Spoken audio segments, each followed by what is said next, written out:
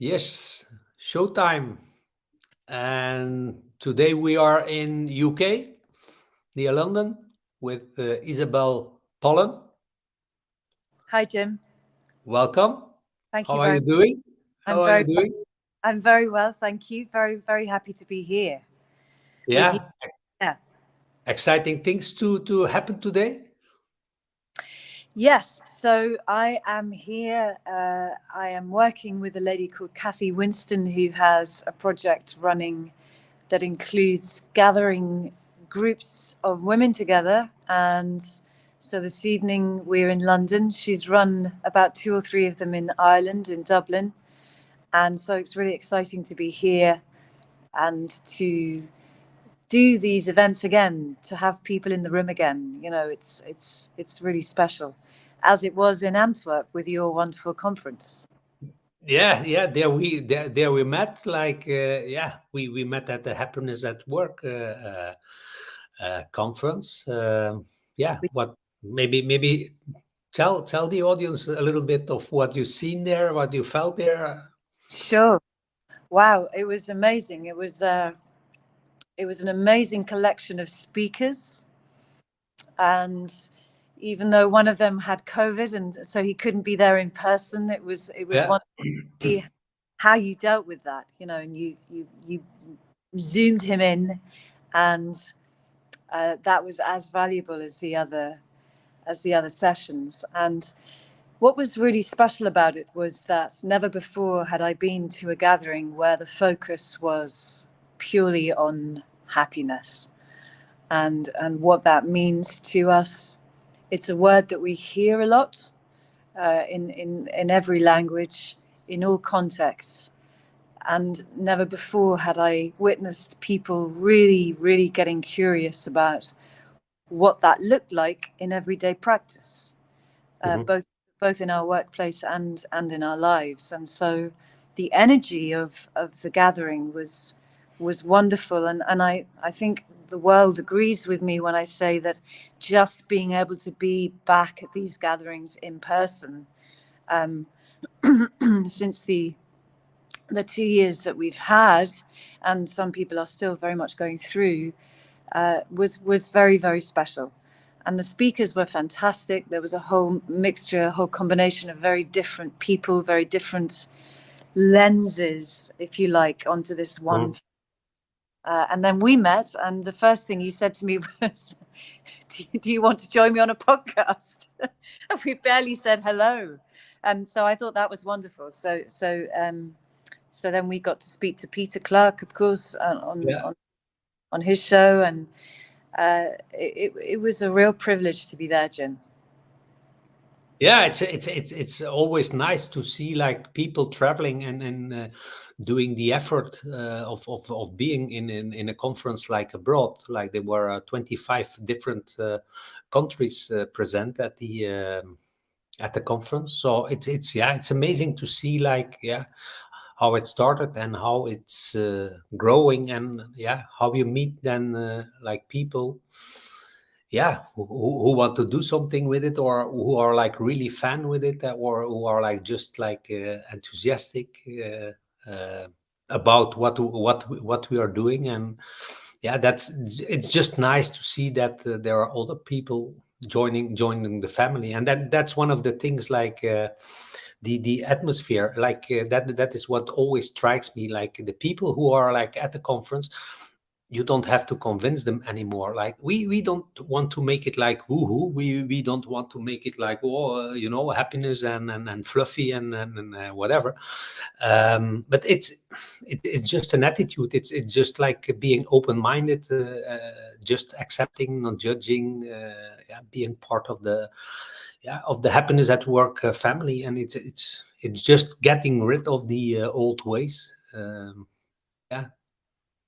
Absolutely. And as you're describing that, I my overriding feeling is one of fun. It was so fun to be with people that were really genuinely curious about the tangible takeaway of happiness at work as a concept. And you're right, it's not fluffy. And one of the things in my work, that I've always had a bit of an allergic reaction to is the fact that people call it soft skills, as Uh-huh. if, you know, as if these skills are somehow soft and fluffy and pink, and they're not at all. They are hard work. They take an awful lot of practice. And the more that we come together, and the more, as you so beautifully put it, we discover who else is part of this family of people that are willing to explore this in a really tangible, concrete way, the more exciting it is, because you're right, there was an amazing collection of cultures there. Mhm. I was struck by the eclectic mix of people as well. You know, you had suits, you had no suits, you had people that were very much creating their own work. So the wave of enthusiasm around the work itself was just wonderful to be a part of, and to hear those conversations happening. It was great. It was so good. Yeah.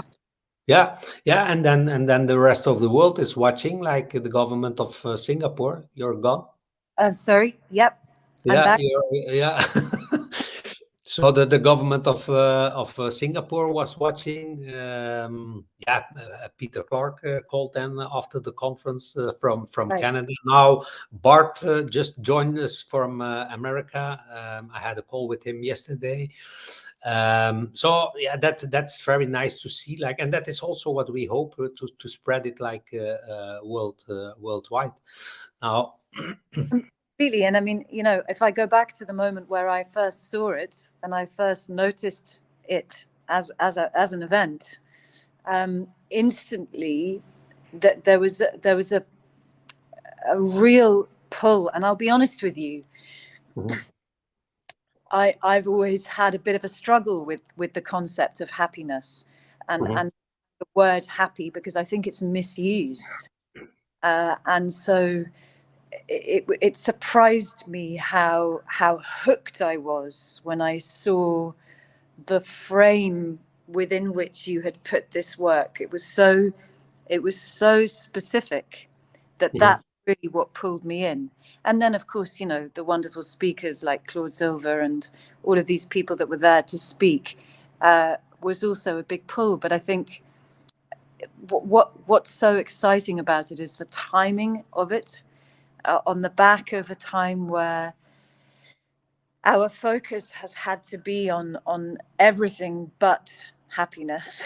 You know, Yeah. just getting through the 2 years, and by no means are the struggles over. You know, we're living in a world now where so easily our focus is pulled away to other things, and Yeah. so actually being given the privilege of just sitting with that concept, and understanding what it is to create happiness with each other at work is crucial. I think it's crucial for leaders all over the world now. Yeah. Yeah. Also, the fact that we could do it, like, because, yeah, two things, like, due to COVID, we had to postpone it twice. But yeah, what I see now is like, I kind of feel like an atmosphere where people are just, yeah, postponing like a lot of meetings. And like, it seems like, yeah, that, how to say it, like, the moment when I have a meeting, then I just fix it in my agenda, and it's fixed, and it's I don't try to change it. Now it seems like that people are trying, yeah, to change more than before. I don't know what it is, but so that, therefore, we were really happy that it was finally happening. Yeah. Absolutely. And you know, we talked a little bit about what we would talk about today, and the reason that I wanted to mention being present with people is exactly what you've just said. You know, that there are so many reasons now not to be present. Mhm. There are so many reasons for us to bump the meeting down the list of priorities, and actually, what's so wonderful about your work and the work that you're creating is that it makes us remember day after day after day how important it is to honor those connections, Mhm. because unless they're working, then nothing else can really. And I think absolutely this idea that we will avoid conversations, we will avoid the face to face for a myriad of reasons, but mainly in my experience, the work I do, it's because people are afraid. They're out of practice with having those conversations. So they'd rather cancel the meeting than have to go through those feelings. And so how wonderful that you're creating a body of work that allows people to really understand what it means to be happy on so many. Yeah. And that's in fact the topic of today. How can we be, our most present with people? So, yeah, can we say you are an expert in that field? We can. Let's say I'm an expert in development. Okay. But no, I'm learning every day. My work is as an actress. I've been acting for 25 years now all over the world. So I've had experience of all different sorts of audiences all over the world, which is an amazing way to learn how to be present. And when you're talking about acting on stage, you have to be present. Why? Because you have to be believable. And you're not believable if you are 2 pages ahead in the script. And you're not believable if you're thinking about the line you just said, which didn't go the way you wanted it to, So there's a phrase in acting which is called in the moment, being in the moment. And so my work now as a coach as well as a performer, I'm very fascinated by how can we lift some of that practice, which is what it is, it's just practice, into a more real life working environment. And so that's why I thought, being present now more than ever.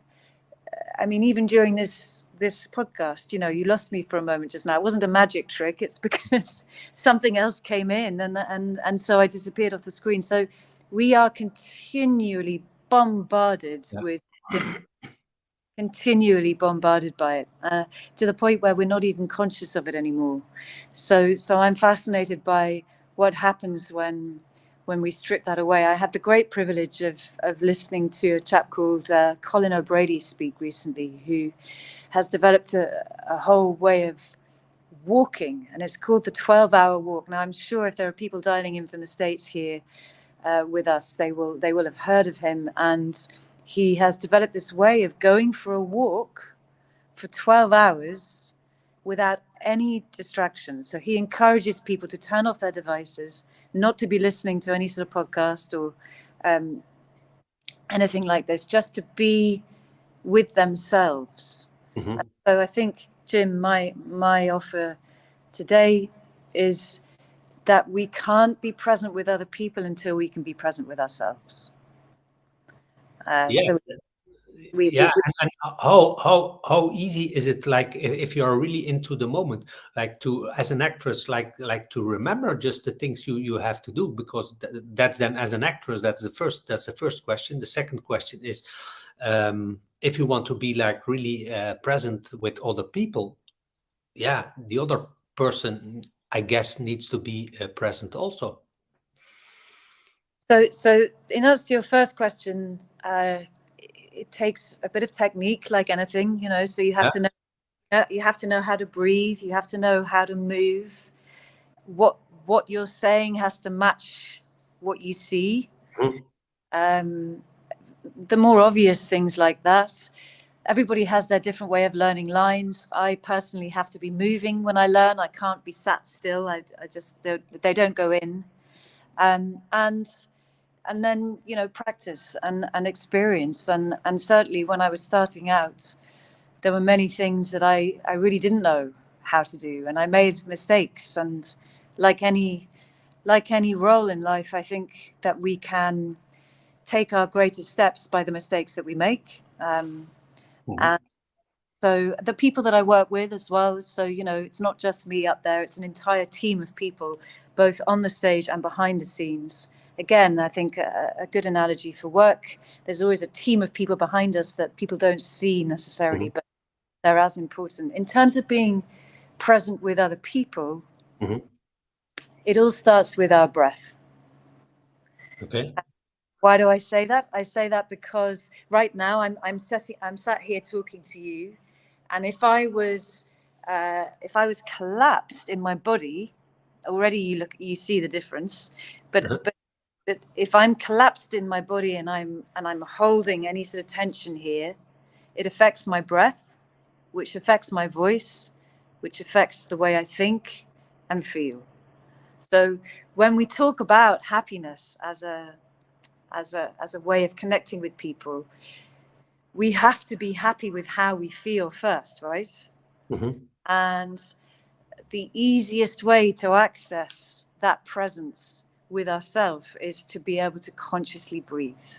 Now, we're breathing all the time, thank goodness, but we rarely, unless you practice conscious breath, and I'm sure there'll be people on this call that are practicing that sort of breathing a lot, but if you're less used to practicing it, the first step is to just be aware of how you're breathing, and then be aware of how you're sat or stood, or it's all about really the messages that our body is sending us first, and then we can start to speak. But very often we try and speak first, and then we wonder why it all comes out. So yeah, does that answer your question? Yeah, but then we have the other person. So do we have to awaken the other person? What like if you really want to be like present with other people, then okay, you need that like combination of two present people. So what can you do to to make that other person also present? Well, I'm going to throw the question back to you, and I'm going to ask you if you remember what I did when we first connected here today. Do you remember what I did first?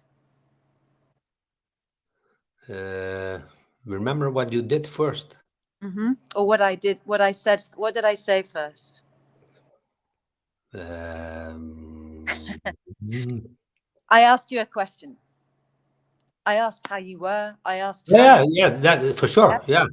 And something as simple as that can help the other person to be in the moment with us. And what we tend to do, particularly if we are with a team of people remote, is that we'll launch into, hi everybody, it's great to be here, thank you so much for joining me. So today we're going to look through, and people haven't been given the opportunity to land, and they probably, you know, we know what it's like, right? You've come off a call 3 seconds earlier and you haven't had a chance. So it's really simple stuff. I call it cabin crew. You know, the cabin crew in an aeroplane. We know when we see the cabin crew, we know what's coming. We know they're going to make us feel safe by taking us through the next steps. They're going to show us where the exits are. And so in order for the other person to get present, we have to cabin crew them. We have to really signal, okay, I'm really glad you're here. Thank you. How are you? You know, all that stuff. And then this call isn't going to be longer than 20 minutes. And all the explicit stuff that we forget to do when we're going from call to call to call to call. So it's really allowing people to land with us. That's what allows them to be present. Is my experience. Yeah, as an actress, is that important to like kind of awaken your or to engage your audience? So when you're first on stage as a character, the audience is really taking in a lot of information. What are you wearing? Who are you speaking to? What else can I see in the story? If it's on film, then the director will be very much, without us even knowing it, influencing where they want us to look, what they want us to be feeling and thinking. That's the skill of a director and a cinema. When you're on stage, you need to give the audience just a little moment to tune in with you. Now, depending on the story, so I'll give you an example. I did Macbeth. I know you're not supposed to. Lots of people are very Yeah, but I know. Yeah. saying that word. Yeah. But I did it at the Chichester Festival Theatre just before. It was the last job I did before COVID, and I was playing Lady Macduff, who is on stage for a maximum of about 5 minutes, maybe 7 minutes. It's a very, very short scene, but well, that's not entirely true. She's got one other scene which is about 2 minutes, but generally it's a very short time, and she's just had her children murdered. So, you see this woman come in, and very, very quickly, the audience has to gauge who she is and what her story is. And so you have to be in the moment as an actress doing a part like that. Now, in comparison to another part I did, which was Brief Encounter, which was a beautiful love story from the 50s, very famous film. In that show, I wasn't off stage for longer than 5 minutes. So I was on stage a lot. And the audience really had time to meet Laura and to watch her and to hear her and to listen to her. So in answer to your question, it completely depends on the part. Mm-hmm. Your job as a performer is to be absolutely there in that story with your audience. So that's what you have to learn to do. Yeah, and just in like in a conversation, like you say, okay, breathing is important, like listening is important, giving people the time to land, like so maybe some small attention, like what else is important, like to be really present, like in a conversation. I would say the power of acknowledgement. So what I mean by that is acknowledging where you're at. So look, we are human beings. We're not always going to be able to show up in a very present way. So if I've had a difficult conversation on a previous call, I might say, I'm coming out of quite a difficult conversation, or I might acknowledge with the person that I'm talking to, this is a difficult topic that we're about to speak about, and I appreciate that, and I thank you for being here with me to talk about it. So anything that we can do to bring people into the here and now, that's what keeps us present. And something I haven't mentioned yet, which is again even more important when we're in this head and shoulders world in a box, is our eye contact. So you're very good at it because you've got lots of practice, but it's amazing how many people can miss the opportunity to look into the camera, which when I look into the camera, it looks like I'm looking at you. If I look at you, then I'm not looking at you, if you know what I mean. So little things like that, little technical tricks that also help the person with us to feel like we're really with them. Yeah, and do you mean then like eye contact? What do you do, for example, if people are like rather shy? I don't care, like looking in your eyes, like for 5 minutes. I don't care. I think it has to do with self-confidence. I don't know. How do you try to maintain that eye contact? So it's a great question, and I would say give people permission to look away whenever they want to. It's not natural. Yeah. The most primal part of our brain, the amygdala, which is our very primitive part of the brain, I'm sure you know, it's really struggling when we are staring into another animal's eyes. Why? Because there's only two things that are happening. Either it's intimate or I'm lunch. That's what my brain is saying, is you're going to eat. That's what years of evolution has kept us alive. So we need to do everything we can to mitigate that. Now, if somebody is genuinely struggling to look at the camera, then being okay with that is a big part of allowing them to be present and not making them look. But but holding space Yeah. that for them to be. There's a difference between obviously being shy and looking at our phones. So we have to. Something else I'll do is if I am looking down and I'm talking to somebody and I have to drop my eyes, I will say to them, the reason I'm dropping my eyes is because I'm writing. Otherwise, if I just drop my eye contact while I'm talking to you right now, the assumption that you make is that I'm looking at something else or I'm distracted. So being explicit, allowing people to do what they need to do to feel safe, I would say are the two things that allow presence. Yeah. And then like authenticity, being yourself, but also allowing the other one. It's kind of freedom to freedom, like, I'm not expecting anything from you, like if we have a call here, like I'm not expecting you anything from you. If I asked you at Happiness at Work, like, okay, come into the VIP room, I was not expecting anything from you. So that I think that helps also, like not to force people to do something, or like that where they are not comfortable with. Absolutely, because very often expectations equal disappointment. And we set ourselves up for a fall. We can't possibly know, again, particularly here. It's different. It's slightly different when we're in person. There's a little bit more. There's a little bit more to play with when we have a body in the room with us. We get more messages. The more we see, the more we can hear. But when we're here, we absolutely right. We need to lower our expectations, and that's difficult to do. And it's difficult to do when you're on a call with the big boss, or you have somebody that is a very important stakeholder.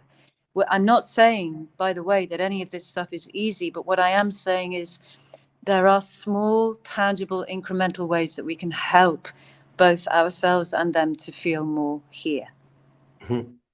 Yeah. And then I saw you making like 10-second videos. Yes. That seems not too too simple or too easy to make, like to be in the present, and then to make like a connection in 10 seconds, and then also give like a message, or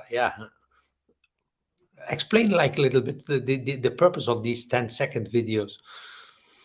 Okay, well, I'm a believer in succinctness, and the reality is that, as I said before, we are being bombarded by stimulus all the time, so we can't really pay attention for all that long unless we really, really choose to. And these videos are an opportunity to give a very simple, short offer to people. And the way that I get that connection is really just to imagine when I'm speaking that I'm speaking to a room of friends, or a room of people that I really want to connect with, and then to choose just one thing that I want to share with them in that moment, and keeping it disciplined, keeping it to the 10 seconds. I mean, I have to do retakes. Yeah, sure. Yeah. I don't always get it in the first take, but I enjoy. I enjoy. It's a little bit selfish, but I enjoy the challenge of keeping it that sharp, so that people can really know that they only have to pay attention for 10 seconds, and then that's it. Yeah. And how difficult is it for an actress to see the world evolving into like a TikTok? World of of some seconds. Yeah, it's funny. I'm excited by it. Yeah. I'm excited by it because it opens up the stage. It opens up the stage to people that would never have had an opportunity to connect with the world in the way that they do now. And I mean particularly. So I'm the eldest of 7, Jim. I have 6 brothers and sisters, and I have a tribe at home, which I'm very grateful for. And so I've always been amongst younger people, in my life, and my youngest sister is 30, so she's by no means all that young, but she's young enough. TikTok is a platform, the go-to platform for the youngest of our tribe, you know. And it excites me. It excites me to think that everybody gets a chance to have their go, and to be seen and heard, and I embrace that wholly, because I know nothing beats live performance. Nothing. People will still want to go and have those experiences without question, because I'm going to shout out to Claude Silver here, because I'm quoting her directly. It's an elixir, you know, that hit of live human body in the room. It's addictive, and so we're never going to lose the appetite for that. So the more, you know, the more ways people can find their platform and their way of reaching hearts, the better, in my book. Yeah. And you don't mind that, like in a lot of cases, it's just like scrolling, and it's like, you know, sometimes you are not missing the, you know, going into depth, and just like, it's like, you know, also like, gone in some seconds, like. So I'm also going to quote, or not quote, but I'm going to reference Gary Vaynerchuk, Gary V, who work is all about really identifying what we have control over and what we don't on these platforms. And what we don't have control over is who scrolls through what. I mean, we have no control over that. What we do have control over is which platforms do we choose to say the message we want to say. Because there's a different audience at every platform. And if you're posting the same message on every platform and expecting to get the same response, you're just not going to get it. So it's about knowing your audience, and it's about being okay with not being seen today, but maybe tomorrow somebody will see, you know, and that's all we can do. We can't control it out of our hands. And the good thing, and maybe it's like a property of people visiting Happiness at Work, is that you are following the trends and seeing the younger generations, like what they are doing, and just trying to to pick some things what they are doing. Absolutely right. And you know what? I have a 6-year-old, and I have a 6-year-old daughter, and I have a 17-and-a-half-year-old giant stepson. And it's amazing to see their different responses to this world that we're describing now. But I do know that my daughter quite openly speaks about happiness a lot. I mean, it's just a word in her vocabulary. Are you happy, mummy? Are you okay, mummy? You know, it's that no real difference between those two questions. So if I can make the world a happier place for her and her age and her generation, then job done. Whether it's TikTok, the stage, whatever, let's just keep that message going, because it matters. Yeah. And last question before I leave you for your group of girls. When are you happy? What is happiness for you? Gosh. I'm happiest when I am in connection with other souls, and when I am feeling physically good. And I run. I love to run. That makes me very happy.